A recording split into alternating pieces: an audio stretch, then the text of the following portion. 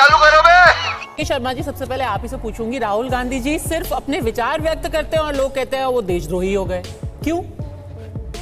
विचार व्यक्त करते हैं उसी से तो उसकी जो है भावना समझ में आती है कि देश के प्रति भावना क्या है। वाणी ही तो, बोली ही तो है जो बताती है कि अंदर मन में क्या है। अच्छा, भारत के प्रति प्रेम है या नफरत है, इसी से स्पष्ट होगा और क्या चीज से होगा।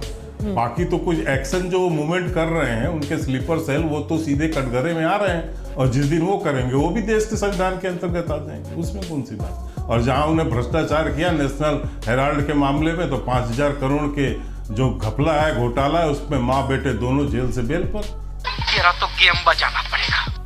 पर देशद्रोह तो यही है। अब नहीं, लोग तो कहेंगे फिर ये डराने की राजनीति आप कर रहे हैं ना। राहुल गांधी कोई यही तो डराने की कह रहे राजनीति हैं नहीं। कि वो कुछ बोलना शुरू करते हैं, आप कहते हैं कि भाई देशद्रोह का मुकदमा कर दो इनके ऊपर, इनको जेल में बंद कर दो। क्यों? हमने नहीं कहा मुकदमा करने के, हम तो मुकदमा के पक्ष में नहीं हो, तो जनता मुकदमा करके बैठी हुई है। रुक, तेरे को बताते तेरी माँ की मर्यादा रखिए।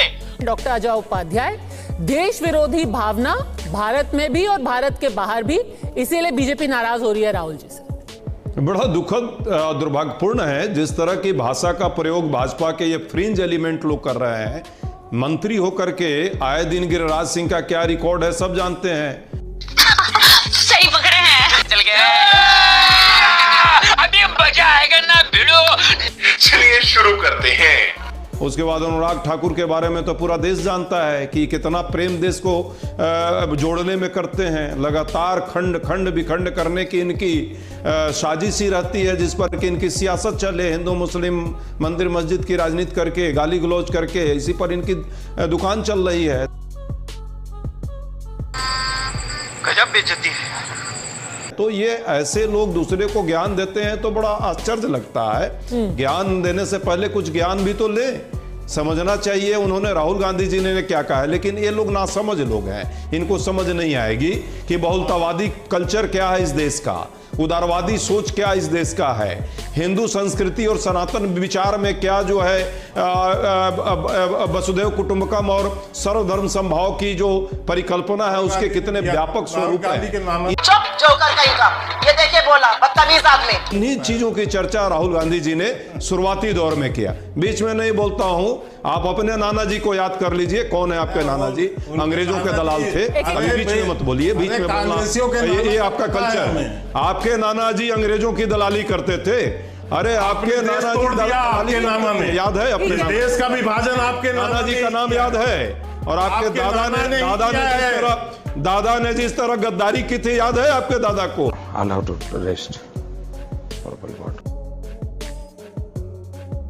अरे आपके दादा और नाना क्या किए भारत पाकिस्तान अपने प्रधानमंत्री। कितना मिर्ची लग गई ना, लग गई मिर्ची नहीं इनको, लग गई नेहरू जी ने।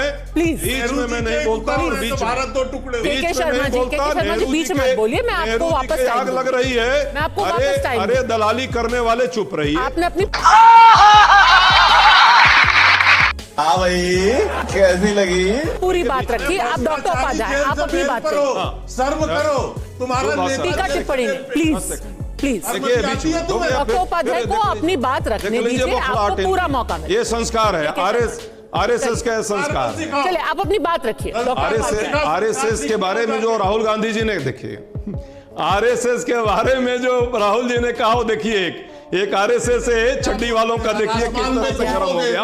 बरनौल लग गया इतना ही। बोलोगे तो अरे बरनौल लग गया ना, बरनौल लग गया। बरनौल मैं भेज दूंगा आपके घर पे, टेंशन नहीं। टेंशन नहीं लीजिए, बरनौल शांति बरतिए। पहले मेरी बात पूरा होने दीजिए।